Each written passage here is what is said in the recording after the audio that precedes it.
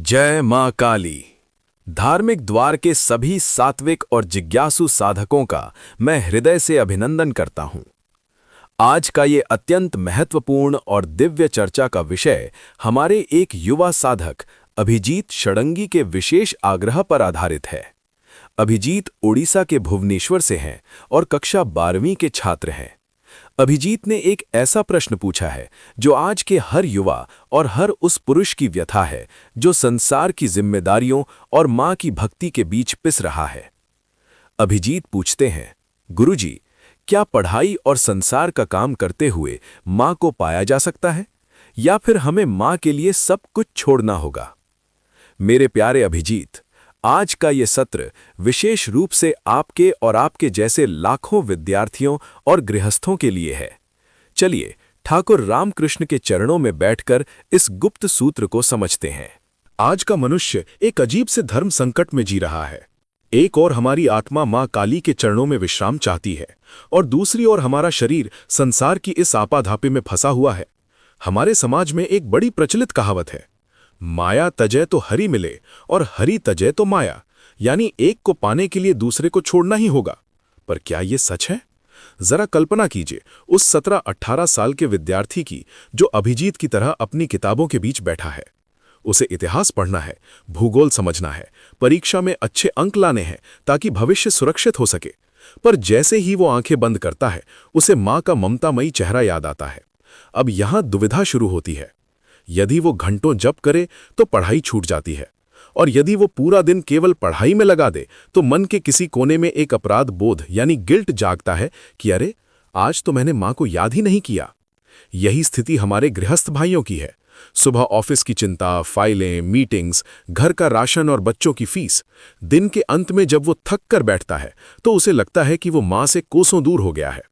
उसे लगता है कि भक्ति तो केवल उन लोगों के लिए है जो हिमालय की कंदराओं में बैठे हैं या जिन्होंने गेरुए वस्त्र धारण कर लिए हैं। लेकिन मेरे बंधुओं, श्री रामकृष्ण परमहंस ने इस धारणा को जड़ से उखाड़ दिया था। ठाकुर कहते थे, ईश्वर को एक हाथ से पकड़े रहो और दूसरे हाथ से संसार का काम करो। जब काम खत्म हो जाए तो दोनों हाथों से ईश्वर को पकड़ लेना। पर प्रश्न तो वही है, वो एक हाथ काम कैसे करेगा?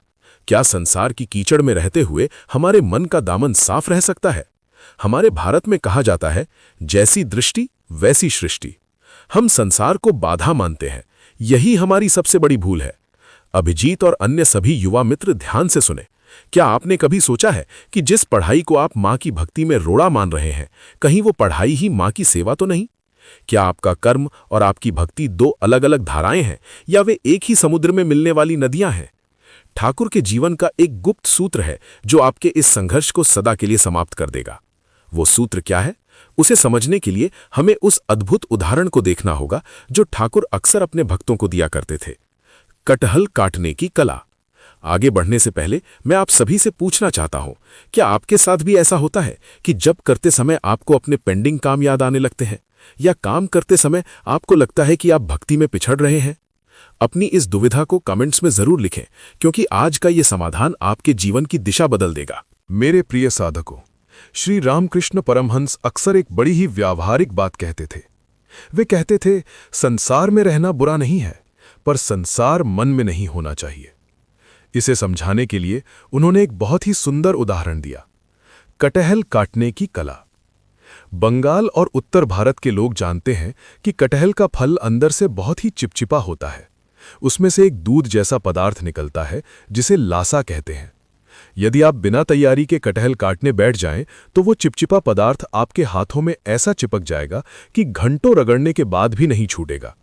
वो आपके हाथों को गंदा कर देगा और आपको परेशानी होगी। ठाकुर कहते थे, बुद्धिमान व्यक्ति कटहल काटने से पहले अपने हाथों में सरसों का तेल लगा लेता है। जब हाथों में तेल लगा होता है तो वो चिपचिपा दूध हाथों को छू तो सकता है, पर चिपक नहीं सकता। आप पूरा कटहल काट लेंगे, पर आपके हाथ वैसे ही साफ रहेंगे जैसे शुरुआत में थे। मेरे भाइयों, ये तेल ही वो गुप्त सूत्र है। संसार वो चिपचिपा कटहल है और आपकी जिम्मेदारियां वो दूध। यदि आप बिना भक्ति के तेल के इस संसार में उतरेंगे तो ऑफिस की राजनीति, घर के कलेश और मोह माया की चिपचिपाहट आपके मन को गंदा कर देगी। आप चिड़चिड़े हो जाएंगे, आपको तनाव होगा और अंत में आप कहेंगे कि संसार बहुत बुरा है। परंतु यदि आप सुबह उठकर पहले मां के चरणों का ध्यान रूपी तेल अपने मन पर लगा लें, तो फिर आप दिन भर चाहे जो भी काम करें, चाहे आप व्यापार करें, पढ़ाई करें या नौकरी, संसार की माया आपके मन पर चिपक नहीं पाएगी। यहां एक पुरानी कहावत याद आती है, मन चंगा तो कठौती में गंगा। यानी यदि मन भीतर से उस परम सत्ता से जुड़ा है और सुरक्षित है, तो फिर बाहर की परिस्थितियां आपको विचलित नहीं कर सकती। अभिजीत, विशेष रूप से आपके लिए और अन्य विद्यार्थियों के लिए यह बहुत बड़ा संदेश है। पढ़ाई करते समय जो तनाव होता है वो इसलिए होता है क्योंकि हमने तेल नहीं लगाया। हम फल की चिंता की चिपचिपाहट में फंस गए हैं। साधकों, आप मुझे कमेंट में बताएं, क्या आपने कभी महसूस किया है कि जिस दिन आप सुबह शांत होकर 10 मिनट मां का नाम लेते हैं, उस दिन काम का बोझ आपको कम भारी लगता है? क्या आपने इस भक्ति के तेल का अनुभव कभी अपने जीवन में किया है? अब बात करते हैं अभिजीत जैसे विद्यार्थियों की।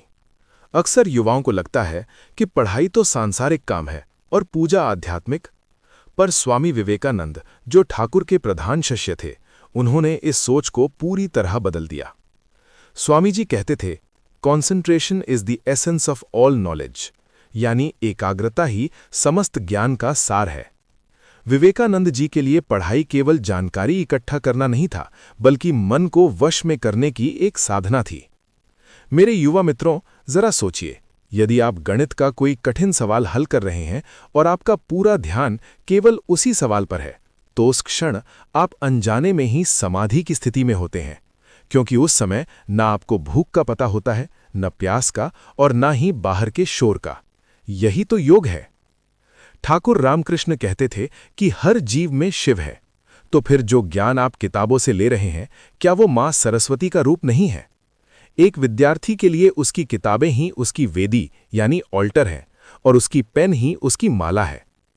गुप्त सूत्र 1, कर्तव्य को पूजा बनाओ, ड्यूटी एज पूजा। जब आप पढ़ने बैठें तो पढ़ाई को एक बोझ या नौकरी पाने का जरिया न माने, बल्कि यह सोचें, मां, आपने मुझे ये बुद्धि दी है, ये अवसर दिया है, मैं ये पढ़ाई आपकी प्रसन्नता के लिए कर रहा हूं, ताकि मैं एक योग्य मनुष्य बनकर आपके बनाए इस संसार की सेवा कर सकूं। जैसे ही आप अपनी पढ़ाई का उद्देश्य बदलते हैं, वो कर्म पूजा बन जाता है। फिर आपको पढ़ाई करते समय ये अपराध बोध नहीं होगा कि आप मां को भूल रहे हैं, क्योंकि उस समय आप मां की दी हुई जिम्मेदारी को ही निभा रहे होते हैं। यहां एक प्रसिद्ध भारतीय कहावत सटीक बैठती है, पढ़ोगे लिखोगे बनोगे नवाब। लेकिन आध्यात्मिक दृष्टि से इसका अर्थ है कि ज्ञान पाकर आप अपने मन के राजा यानी नवाब बन जाएंगे। लेकिन रुकिए, क्या सिर्फ पढ़ाई को पूजा मान लेना काफी है? क्या मन इतना सरल है कि वो मान जाए? अगले भाग में मैं आपको ठाकुर रामकृष्ण की वो सबसे प्रसिद्ध दासी वाली उपमा सुनाऊंगा, जिसे सुनकर बड़े बड़े विद्वानों की आंखें खुल गई थीं। ये सूत्र खासकर उन लोगों के लिए है जो परिवार और धन कमाने के चक्कर में खुद को खो चुके हैं। सब्सक्राइब करना न भूलें, क्योंकि असली चाबी तो अब खुलने वाली है। मेरे गृहस्थ भाइयों, श्री रामकृष्ण परमहंस के पास जब बड़े बड़े कलकत्ता के बाबू आते थे और अपनी पारिवारिक समस्याओं का रोना रोते थे, तब ठाकुर उन्हें एक बहुत ही गहरा और व्यवहारिक सूत्र देते थे। वे कहते थे, संसार में ऐसे रहो जैसे एक बड़े घर की दासी यानी काम वाली बाई रहती है। जरा इस उदाहरण की गहराई को समझिए। एक पक्की दासी मालिक के घर का सारा काम करती है।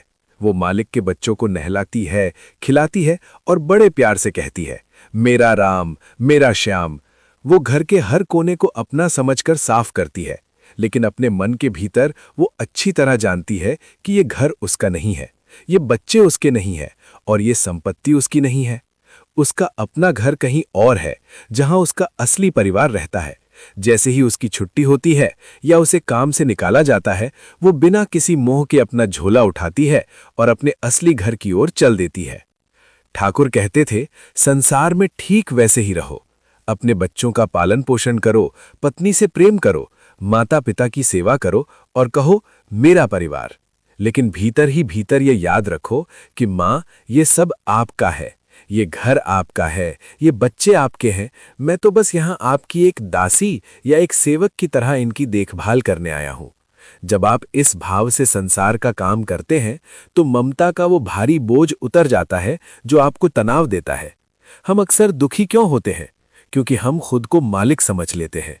हम सोचते हैं अगर मैं नहीं कमाऊंगा तो परिवार का क्या होगा, अगर मैंने बच्चों को नहीं पढ़ाया तो उनका भविष्य बर्बाद हो जाएगा। यही हम भूल कर जाते हैं। पालने वाली तो वो जगदम्बा है, हम तो केवल माध्यम है। हमारे यहाँ एक बहुत ही सुंदर कहावत है, दाता एक राम, भिखारी सारी दुनिया।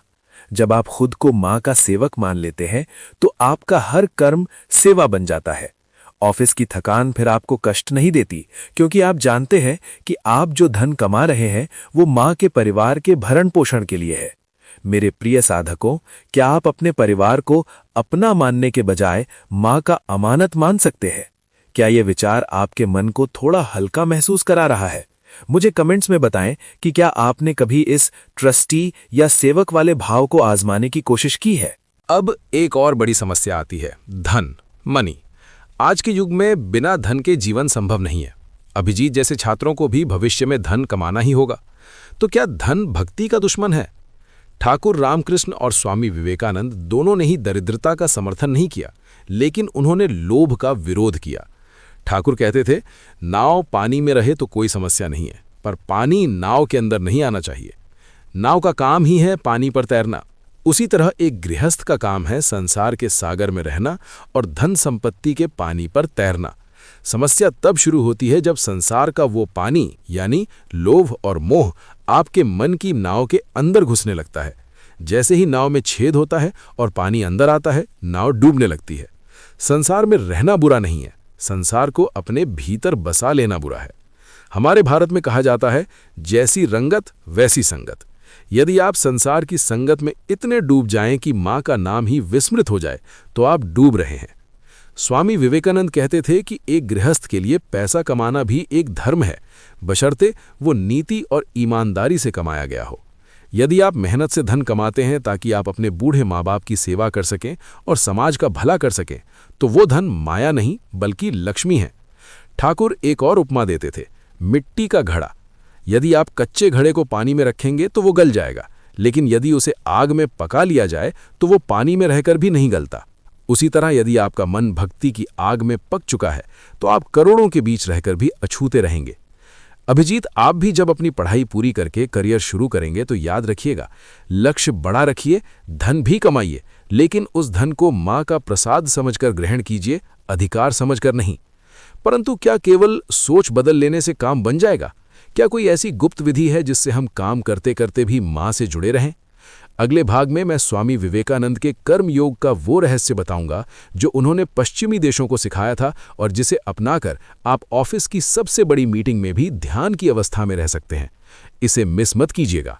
मेरे प्रिय साधकों, जब हम कर्म और भक्ति की बात करते हैं तो स्वामी विवेकानंद का नाम स्वर्ण अक्षरों में आता है। स्वामी जी कहते थे, वर्क इज वर्शिप, यानी काम ही पूजा है। पर ध्यान रहे, उन्होंने ये नहीं कहा कि हर काम पूजा है। उन्होंने कहा कि जिस काम को अनासक्ति और समर्पण से किया जाए वही पूजा है। अभिजीत और मेरे गृहस्थ मित्रों, स्वामी जी का एक बड़ा प्रसिद्ध सूत्र है, साक्षी भाव। उन्होंने सिखाया कि जब तुम काम करो तो खुद को एक मशीन की तरह मां के हाथों में सौंप दो। ये सोचो कि मां काली ही तुम्हारी बुद्धि में बैठकर विचार कर रही हैं, वही तुम्हारे हाथों से लिख रही हैं और वही तुम्हारे पैरों से चल रही हैं। हमारे यहाँ एक बड़ी पुरानी कहावत है, कर्ता करे न दर सके, शिव करे सो होए। पर इंसान की सबसे बड़ी समस्या यही है कि वो खुद को कर्ता यानी डूअर मान लेता है। वो सोचता है, मैंने ये प्रोजेक्ट पूरा किया, मैंने परीक्षा में टॉप किया। जैसे ही ये मैं आता है, वैसे ही अहंकार और तनाव पीछे पीछे चले आते हैं। स्वामी जी कहते थे, कर्म करो पर उसके फल की चिंता ऐसे छोड़ दो जैसे पेड़ से गिरा हुआ सूखा पत्ता। यदि फल आपके पक्ष में आया तो कहो मां की कृपा, और यदि नहीं आया तो कहो मां की इच्छा। इसे ही कर्म फल का त्याग कहते हैं। जब आप फल के बोझ से मुक्त हो जाते हैं तो आपकी कार्यक्षमता यानी प्रोडक्टिविटी 10 गुना बढ़ जाती है। एक विद्यार्थी जो केवल नंबर के लिए पढ़ रहा है वो हमेशा डरा रहेगा, पर जो विद्यार्थी ज्ञान और मां की प्रसन्नता के लिए पढ़ रहा है उसका मन पहाड़ जैसा अडिग रहेगा। याद रखिए, भगवान कृष्ण ने भी गीता में यही कहा था, कर्मण्येवाधिकारस्ते मां फलेषु कदाचन। विवेकानंद जी ने इसी प्राचीन सत्य को आधुनिक युग के अनुसार ढाला। वे कहते थे, अपने कमरे के कोने में बैठकर माला जपना आसान है, पर कोलाहल और भीड़ के बीच शांत रहकर काम करना ही असली योग है। मेरे प्रिय साधकों, बहुत से लोग मुझसे पूछते हैं, गुरुजी, क्या बिना माला के भी जप संभव है?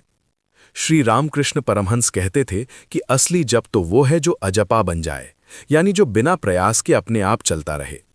इसे ही मानसिक जप कहते हैं। इसका विज्ञान बहुत सरल है। हमारा मन एक समय में कई विचार कर सकता है। जैसे गाड़ी चलाते समय आपका पैर क्लच पर होता है, हाथ स्टीयरिंग पर और आंखें सड़क पर, फिर भी आप बगल वाले से बात कर सकते हैं। ठीक वैसे ही एक गृहस्थ अपनी फाइल देखते हुए या एक छात्र अपनी किताब पढ़ते हुए भी भीतर ही भीतर मां का नाम ले सकता है। ठाकुर इसके लिए एक बड़ा ही रोचक उदाहरण देते थे। वे कहते थे कि जैसे किसी को दांत में दर्द हो तो वो अपने सारे काम करता है, दफ्तर जाता है, खाना खाता है, लोगों से बात करता है, पर उसका ध्यान हमेशा उस दर्द पर बना रहता है। ठीक उसी तरह मां के नाम को उस मीठे दर्द की तरह अपने भीतर बसा लीजिए। जब आप बस में सफर कर रहे हों या रसोई में खाना बना रही हों तो होठों को हिलाए बिना मन ही मन कहें, मां, मां, मां। हमारे यहां कहावत है, सुमिरन की सुधि यों करो जैसे कामिनी काम, यानी जैसे कोई प्रेमी अपनी प्रेयसी को याद करता है, वैसे ही हर सांस के साथ मां को याद करें। अभिजीत, विशेषकर आपके लिए, जब आप एक विषय से दूसरे विषय पर पढ़ाई के लिए स्विच करें तो उस 2 मिनट के अंतराल में आंखें बंद करें और मां का नाम लें। यह आपके मस्तिष्क को रीसेट कर देगा और आपकी एकाग्रता को बढ़ा देगा। यह कोई अंधविश्वास नहीं, बल्कि मानसिक अनुशासन है। अंत में ठाकुर रामकृष्ण एक ऐसी बात कहते थे जो सारे शास्त्रों का निचोड़ है। वे कहते थे, लाख जप कर लो, लाख शास्त्र पढ़ लो, पर जब तक व्याकुलता नहीं आएगी तब तक मां नहीं मिलेगी। अभिजीत, आपने पूछा था कि क्या पढ़ाई और काम के बीच मां मिलेंगी? ठाकुर कहते थे कि मां को पाने के लिए जंगल जाने की जरूरत नहीं है, बस वैसी तड़प चाहिए जैसी एक बच्चे को अपनी मां के लिए होती है जब वो उसे खो देता है। एक बच्चा खिलौनों यानी संसार से खेलता है, पर जैसे ही उसका खिलौनों से मन भर जाता है वो खिलौना फेंक देता है और मां मां चिल्लाने लगता है। फिर मां चाहे रसोई में हो या काम में, वो सब छोड़कर बच्चे को गोद में उठाने दौड़ी चली आती है। संसार में रहिए, जिम्मेदारी निभाइए, खूब पढ़ाई कीजिए और खूब धन कमाइए, लेकिन अपने भीतर उस बच्चे को जीवित रखिए जो जानता है कि उसका असली ठिकाना मां की गोद है। जिस दिन आपके भीतर ये तड़प पैदा हो जाएगी कि मां, आज काम के चक्कर में मैं आपको याद नहीं कर पाया, उसी क्षण मां आपके हृदय में प्रकट हो जाएंगी। याद रखिए, मां काली केवल शमशान में नहीं रहती, वो आपकी किताबों में, आपकी मेहनत में और आपके परिवार की सेवा में भी विराजमान है। जैसा कि कहा गया है, कण कण में है भगवान, बस अपनी दृष्टि को शुद्ध करना है। साधकों, आज के इस चर्चा से आपने क्या सीखा? क्या आप आज से अपनी पढ़ाई और अपने काम को मां की पूजा मानने के लिए तैयार हैं? अपने विचार कमेंट्स में जरूर लिखें, मैं स्वयं आपके कमेंट्स पढ़ूंगा। मेरे प्रिय आत्मन, आज धार्मिक द्वार के इस विशेष सत्र में हमने जाना कि कर्म और भक्ति कोई दो अलग रास्ते नहीं, बल्कि एक ही सिक्के के दो पहलू हैं। अभिजीत, मुझे विश्वास है कि अब आप अपनी +2 की पढ़ाई को मां की सबसे बड़ी साधना मानकर करेंगे। मां काली आप सभी के जीवन में विवेक और वैराग्य का प्रकाश फैलाएं। यदि आपको ये चर्चा ज्ञानवर्धक लगी हो तो इसे अन्य साधकों और विद्यार्थियों के साथ साझा करें ताकि वे भी इस गुप्त सूत्र का लाभ उठा सके। अगली बार फिर मिलेंगे एक नए आध्यात्मिक सूत्र के साथ। तब तक के लिए मां के चरणों में अपना मस्तक झुकाए रखें। जय मां काली, सर्वे भवन्तु सुखिनः।